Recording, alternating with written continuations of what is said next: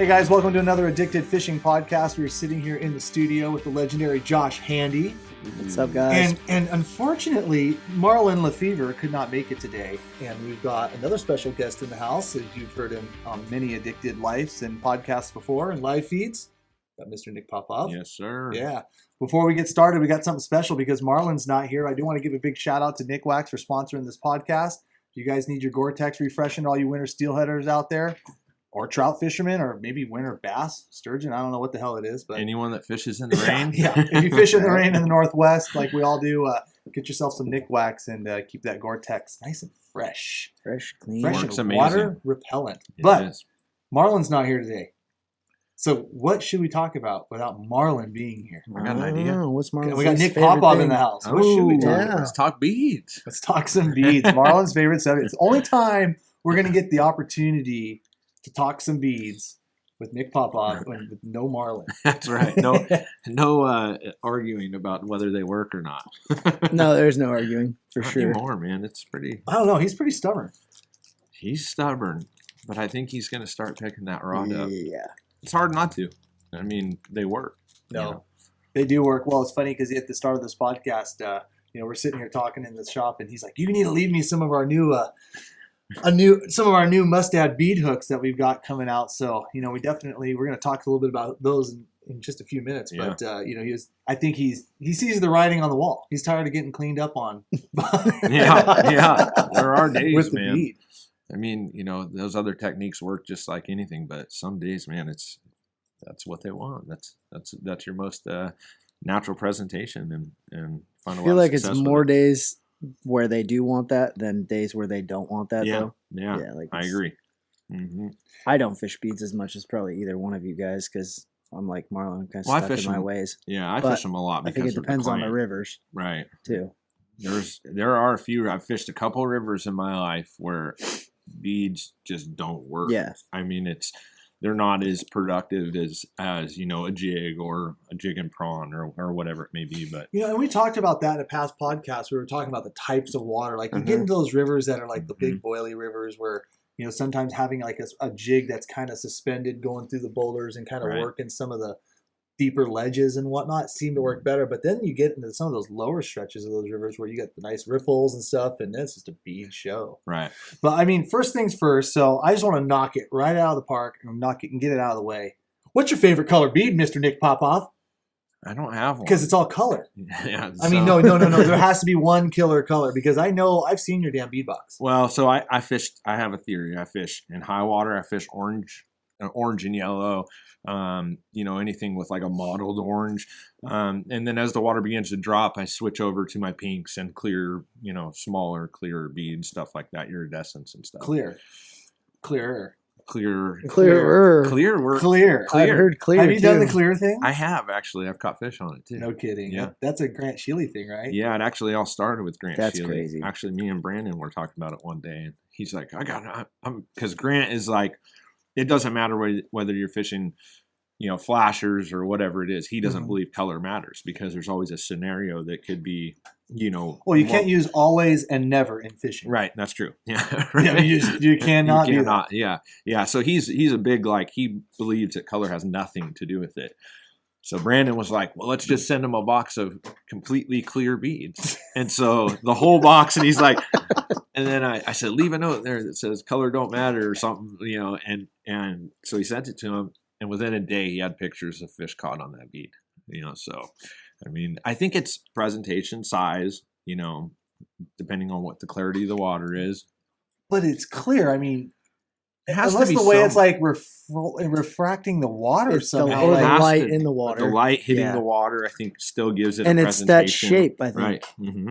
The Yeah, I mean, bead it's the egg shape. instinctively something that shape Instinction, rolling down the yeah. river, they're going to go over and mouth it. Well, haven't you seen those videos where cutthroat and stuff like that are laying in the current and just everything that's coming by? Leaves, it doesn't matter what it is, they're grabbing it. Little grab like it, put it in their mouth, evergreen spit it out. pods, they'll grab and spit it out. Well, Yeah. and stuff you don't see too. Like you Right. watch a little, all of a sudden it just shoots over to the side, opens its mouth, and you're like, it didn't. What did Yeah, it grab? well, yeah, a what did it little grab? bit of the smallest It bug in the grabbed a world clear that we didn't bead. see. Right. A clear bead because You you couldn't grabbed see it. a clear bead because you couldn't see it. Oh my god! But, so I think it's presentation based, I mean, There's no perfect color. I don't think you could put one bead on and go, I'm going to catch fish every day on this, because it's not going to happen. So we have to test it now. That's right. Not to go back to another topic, but Oh no, we got 2021. We have to make a clear worm. Oh, You'll still have the Dirty. color of the head, but that is Try it. genius, Mr. Handy. talking about clear That's on beads. point. We are catching a fish on a clear worm. What? How do you make a clear jig head now? Clint will figure it With out. the clear jig You make the head, clear worm. yeah, because if you don't do something with a clear jig head, people are going to say, "Oh, well, it was because of the jig Well, head." Well, you Yeah. could thread the worm like You do can a drift bead. it. Yeah. Yeah, exactly. Yeah, you could drift it, Yeah. and that's going to show more of a like presentation in the water, with it lengthwise and just the size. Yeah, try it. Just put a little clear bead stop on it. I mean, literally, just fish it like a bead, maybe a little longer Dude, it might be leader, a little longer space, a bigger space. Can All right, we back get those made Back tomorrow? to beads. Well, we were talking color, so we Yeah. wanted to go to color, and An idea popped in my And head. Nick So said clear, but no, that's no. Look for the upcoming Addicted Life. it's already episode. copyrighted. Where we challenge Marlon only to fish a clear worm. It's Or gonna a be clear perfect. bead. It's gonna be The only perfect. bead Marlon gets to use is a clear one. What's your favorite color, Josh? So I don't fish beads obviously as much as you guys, but if I had a color that I like, if I look in my box and I'm like, okay, it's usually like I don't look at watercolor because I'm not going to fish beads personally unless the Right. water's cleaner. It would be like a candy pink almost. That'd probably be one that I'd go for. Like a cerise style or Mhm. something. Like a that. cerise style. Mhm. Like a translucent one or a solid one? Are you Solid. talking? You're like, talking like those yes. iridescent, like Yep. Nick was talking about. Steelhead candy is what Yeah. I've heard them referred to as before.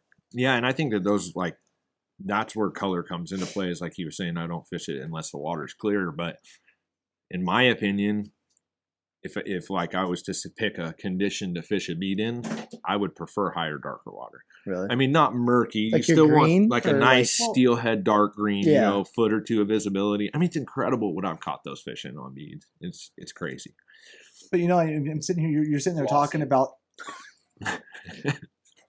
You're sitting here talking about how you'd rather have the higher water, but I mean, in the higher water, you get kind of more even flow through some of the runs, some of the tail outs, Right. And honestly, on a river that I fish a lot, when the water is, up and high, is when I'm busting out the doggers and the bead Mhm. rods, and if Yeah. that water gets, even moderately low, like forget about it. Yep. I can't buy them on a bead. It's all worm, jig, bait show. Right. So in a way, but on the flip side of that, and this other little tiny river, when it gets really low and clear and the fish start holding in the riffles and holding in cover, Choppy it's like water. the and choppy stuff water like that. stuff, you Yep. have to the only way you can target them, and I can't get at them. I guess it also depends on the size of the river. Right. where I it's think starting. it's right. It's going to be your river and then what your conditions are, because you're right. When Because that it's- water's high and it's moving and you have some color to the water, I think those fish set up in the the perfect spot for a bead. They can tend to sit in move the through backs it of the too. tail outs, and you're constantly getting new fish coming and stuff like that. So I think that's kind of where that sets up for that. So you don't fish like the 48 mils or anything? Oh my god, no! But you want to know what's funny? I saw some guys doing it this year. Actually, Ryan Beck was doing it fishing. We're calling all these guys. Well, out I on mean, this Beck podcast right now. It's yeah, but great. it was working. Yeah. He was fishing it for fall Chinook this year and fishing those big beads. And I mean, he wasn't laying the pipe to him, but it was counting for a bite or 3 or 4 a day. Which is, I mean, that's to say something when you get that many extra Yeah, opportunities. I saw a post the other day on the Addicted forum. A guy was just strictly fishing beads for fall Chinook. Yeah, I fish Well, regular to be beads fair, for him to a be lot. fair, one of the camps I worked at up in Alaska, they switched over to some big 22 or 28 or some. Well, especially as an outfitter, how much money is that going to Well, save you in, But in no, a but season see, too? these guys put And up curing. the eggs. I mean, these Yeah, guys. that's what I mean. I mean, these guys. I mean, shoot, I had to cure. Actually, the year I was there, I was in charge of all the egg curing. Mhm. Oh my god! I mean, 5-gallon buckets a day. Yep. And Yep. halfway through the season, they started busting out the big bead show, and there was those beads were out fishing. They were out fishing now. It's a target-rich environment, but if you can go up there and you can go catch 50 kings, and only fish a big bead and never rebait, never Yeah, get now, stripped by your a clients don't grayling have or to a little touch. Right. trout or something, or never, Mhm. and you're just being efficient. It's quite a joke because some of the other guys didn't switch over as quick as the other ones up there, so I get to hear about it. Yeah, And so yeah. they're giving each other crap. They were hammering, and honestly, that river is very similar to rivers that you'll find size-wise on the Oregon coast. I mean, it's nothing Mhm. extraordinary. It's not like a giant Willamette or anything. Right. It's what we fish Yeah. tributary stuff. So. Well, and I think it sets up to a lot of that like bobber dogging style. I mean, isn't that how they fish bait up there on a lot of that stuff? Yeah, except for it's like a slinky that they drag with like essentially it's bobber dogging, but it's like a slinky they drag with like 10 of the big BBs. I Right. mean, these things are like they've got to Giant weigh like slinky. 2 ounces, Dang. and then they use the big, like the big wobbler floats as the bobbers. Oh, no kidding. Yeah, so it's like That's the videos that you've showed me, right? Where you guys were pretty much it's dragging bobber bait around dogging with on the big bobber dog. steroids. Yeah, it's like the It bobber's really like the is. size of this freaking microphone right here. Oh, easily. Yeah, Yeah, that's giant, crazy. like pop can for sure. I think it just shows the transition fishermen are making the like the new age of fishing, where fishing's going and how it just continually people are adapting to different styles of fishing. Because I can tell you this, 5 years ago, you'd never see someone put a bead on the, fishing. Well, for that's what I was fall going to shrimp. say. It's like, when did this really become as big as it is now? Right. It's crazy how many Mhm. people fish beads. Mhm. I think there's a line too where people have, let's be honest, we're all on the internet. We all listen. You're listening to this podcast right now. Like, Right. I think a lot more anglers are a little more informed than they were back in the day. 100%. And I think those informed anglers that can find a technique and be just extremely efficient. Like, think about like a new angler, right? This He is can either pretty try to play and simplistic. figure out the egg game. He's got he's Right. got to source eggs, then he's got to find a cure that he likes, then he's got to like the cure it the right. right way, Trying to store cure the it the fish right legs, way. yeah. But he's got to do all these different things, and then he's got to go out and actually be able to fish them. Right. Or he goes and gets himself a little incognito bead from Lure, learns how to tie a bead stop, Yep. and just starts plucking around the river. And guess what? He's in the Catch a game. fish, yeah. He's in the game now. He went from not being in the game or learn a big sharp learning curve to all of a Right. sudden I'm Now, I able to will say fish. there's been times like I have fished, especially on some of the rivers you fish, where Mhm. there's it's very highly competitive, there's a and lot it of does fishermen there. definitely pay to be different. And when those guys show up with eggs, they can find some fish that maybe Right. the other ones will miss. I mean, because let's just be honest, not every steelhead's probably going to bite a bead. And some Right. might have saw one way and didn't like it, and Yep. I don't It's know. also too, just- when I first started seeing beads coming out, there was not this availability. Yeah. I mean, you did not have No, it was Killer 4 Pink and Killer companies Orange. or anything. Yeah. You didn't have it this was. many- Yeah. You didn't have this many companies making all this crazy stuff too. I mean, like soft beads, hard beads with soft around them, Yeah, so incognitos. when I started bead fishing, like the only company I bought beads from was Joanne Trout Beads. Fabrics. And, right, because Joanne. Well, I mean that Trout Beads was like kind of the they That were a was the Montana-based big brand. company, and that was the brand, and like that was all you knew that was around. I mean there was a few here and there of other brands doing like I don't even know if they were technically beads like for this. They're just the packages of beads and stuff. It's I mean, not I remember tailored. I remember when I first started bead fishing, like probably 20, 25 years ago. They, Mm. they were called corkies and they floated. That's but right. They were, They were beads. Yeah, right. We all but did it's that one. progressed, right? I mean, Right. it went from corky to it went to the beads that Yep. roll along the bottom, and Mhm. for those trout guys, Yeah. they're a little more like. Let's be honest. I mean, some of the stuff we throw at Steelhead and get to bite, like a well-educated Yeah. resident trout is not going to eat play that. well. Yeah. Like, no. yeah, So yeah. so they fine-tuned that, and then we like the idea of hard beads. Mhm. And now we're trying to figure out ways. Then we go to soft bead. Well, then they slide and they manipulate, and now you go to incognito, which are those You hard get the best of metals. both worlds. And it's like we just have figured out how to just be more and more and more efficient, and literally for like the last 25 years. Mhm. I mean, it's just progressing. So Yeah, Well, and then the style of fishing it too, went from like Yeah. you started the bead by drift fishing Mhm. it, and then guys started doing suspended float fishing with them, and then dragging bottom, and now it's a bobber dogging style. You now have a bobber certain dog float, is just going like yeah, and now it's just however to many another- floats they've gone yeah. through. You used I to mean, chop it's- their floats, and now they're buying them like yeah, when that. I yeah. started, man, we were cutting Manufacturers are like making them. Bomac floats, and we would buy.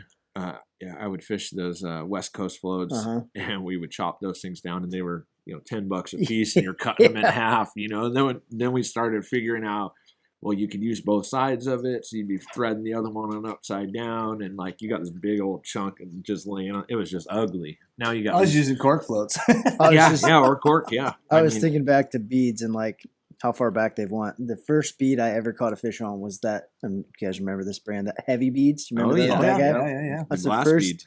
First fish I've ever caught a bead on. The glass bead, you on cast a it on heavy your bead. line, and then all of a sudden you reel in your bead would be It's gone. all- Because it broke. She I was was like, all oh, it got chipped. eaten. It got eaten. Yeah, it was all chipped off, and hit the rocks. And, Yeah. They ah, worked, it's still though. good, yeah. They did, but it was Yeah. it was crazy. You cast out. I never forget that. I was like, I had that rubber band and traction. You pull it Yep. through, and It slid Cut it. down every other cast, and you were pissed as hell. Yeah, yeah. Like, just dink with it, but it worked. So you then kept you'd doing reel it. in, and you'd have no bead on, and you'd be like, all right, I'm putting bait on. Just because you don't want to re-rig the whole process. But yeah, it's a super effective way, man. I think it's a great way for beginners, and it's a great way And for this year too. We actually got some water. yeah. Like it just seems like it. I mean, it feels normal. You know, we had some water in Right. October, and it feels like a normal year. And I think it's going to be Yeah, December was quite a little light, wet but and mild I year think so it's far. gonna get good. Yeah, it'll be interesting if if this weather pattern continues. Because if you remember last year, well, the last couple years, we got some rain in that January, February, but then it was like just gone. Oh yeah, until Out to the April. sportsman show, which I was okay with. Yeah, I know. I know you weren't. And now I'm just like, I don't even know what to do. I'm like no rain. I'm the no rain guy, so you guys can That's all have right. your rain. But I know. God, it's frustrating. I'm fishing 800 days a year. I'm blown out or no water. Nope, still fishing over here. oh yeah, but you got a brood stock program, so let's not go That's there. true. We Yeah. already went through that on another Oh, podcast. We're not going to go there. I'll take mine where I can get it. what about hooks? Because now we got to talk hooks, because you want to talk about becoming efficient and actually like starting to specialize things and the technique itself. I mean, honestly, I can still remember like fishing with the bead hooks. Yeah, I mean, I can even remember like just sliding the corky down on the hook, drifting along, little tuft of yarn, but sometimes not, and just. I can remember we had summer steelhead run so strong and a little pink pearl corky. That's all it was, Oh, and it God, was just that was around the the end of best the hook, and corky it didn't even matter. Right. And now it's you gotta have a bumper, you got this, you got this specialized hook. Shoot, I think I was using a red 1/0. I mean, I don't Bait even hook. know what I was doing. Right. Straight up. Any hook, Just eagle straight claw, up throw it on. Didn't matter. Right. But it's like now, with the gapping and stuff and how important it is to like when you have that gap and the fish grabs the bead, and then you're looking for a hookup like through the maxillary of the fish. I mean, that's Mhm. bone. And it's a very, very tough spot to hook them. That's why I feel like a bead hook is so important, though, to have one that is exactly designed perfectly to fish beads. Right. What makes a good design on a bead hook? in my opinion, there's a couple of things. I mean, your gapping is real important, depending on Right. what size, And you mean the gapping between like the straight part of the shank and the Yep. point? Exactly. So I guess I could use this jig hook, but you take this gap in between the hook, Mhm. and if you're fishing a 20 mil bead and a size 4 hook, your bead is much bigger than that gap. So what happens, that fish bites, you pull it through, that there's no hook. It's just going through the other side with the gapping of the bead. And so you got to really size your bead to your hook. And so what size is real important with whatever size bead you're fishing. And then I would say offset and eye angle, I think, are probably the three huge factors to having a successful bead hook. And I have fished every damn hook on the market. There's a ton. I yeah. mean, nothing specifically designed for beads. Right. I mean, there's Yeah. a few coming out, or that had come out that were not specific for beads, but better for beads. Yeah. Right. But hopefully there's some good news in pipe. Yeah, and I think that good news is going to be called the Advantage Bead Hook from Addicted. Yes. Yes. So, we'll let the cat out of the bag right here, right now, just because, well, we can, and it's our podcast, and we do what we want. That's right. But you're right, having a specialized hook. So we spent, the last year, and we've kind of talked about this in some of our podcasts and some of our other platforms, videos, Addicted Life videos, when we were Right. fishing with you and Big Dave down Yeah. there. And, we were kind of hinting and alluded to it, but Mustad's come out with some really nice coatings, some very slick, very hard, very thin coatings Right. that they're putting on the hook. Like we're all used to like black nickel. Right. And when you're talking about putting a hook through the maxillary bone of a steelhead, I mean, you need a sharp point. You need a point Strong. that performs well and doesn't nick the first time it rubs against a rock. Because if you're fishing beads correctly, what are you doing? Exactly. You're dragging the bottom, and that's what a lot of people don't realize is as that hook drags along the bottom, that hook point is hitting every rock. You Right. know? And so you need, and not all hook point. I mean, people just have this assumption that hook points are the same, and that Yeah. the sharp is sharp is sharp. Now they can make the sharpest hook point in the world, but the first time it probably even touches the water, it's going to fold over, or break. it's going to fold over. And depending on like the black nickel coatings that are out on the market or the red coatings, even like I've even learned a lot like while we've developed this hook, but even adding like the red color coatings to them actually change the thickness and the points and the durabilities of the points of the hooks. Yep, that's why I don't fish red hooks. And so, oh, you don't? Okay, so I don't, because is what I found over time. Yeah. Is that coating that they put on there eventually wears off, and it makes the hook thicker as well, and so that right, tip of because that it hook wears becomes- down Yep. the hook from the point. If you can imagine them from the point down like a Christmas tree, you're cutting off the top of the Christmas Right. tree. Yep. And that's exactly it. And so with this TX coating they've had and that we've like been testing and playing with, we noticed like you can fish that hook point along the bottom a lot. And the way that the hook is like shaped and designed, it actually adds like a durability factor to it, to where it doesn't just tap the rock and pink rolls the hook over or bends the hook over. Yep. And it's also extremely sharp. Very sharp. And so that coating with the hook design is going to go through that damn steelhead's bone, and then the offset, like you talked about, the offset of I think the offset of the eye, when this was the third point I was getting at before we got got onto it. That offset is huge because the way that hook runs through the mouth and bites, if it doesn't connect with enough of that maxillary bone or enough of that jaw, I think you get like, that's where you get the hookup that's like, I got it, gone. Yep. Yeah. And they're gone. And if you don't get that, if you don't have that gapping right between the point and the shank, you don't get a solid hookup. Right. It's not necessarily about hooking fish, it's about hooking them right. Right. I think there's a lot to that. That's a huge thing, I think, and that's what we tested it quite a bit, and it's been as successful as a hook as I've fished for beads. So I'm excited about it, man. It's gonna be awesome. Yep, we're gonna have those even in sizes 1, 2s, 3s, and 4s. Really, Yeah. It's a perfectionist sport, damn it. That's right. That's right. Right on. Yes, sir. So, well, thank you guys so much for tuning into this podcast. Hopefully, we shedded some light on some bead fishing with Mr. Popov and Josh Candy here. And we'll see you guys on the next one. See you All right, guys. guys. See you on the water.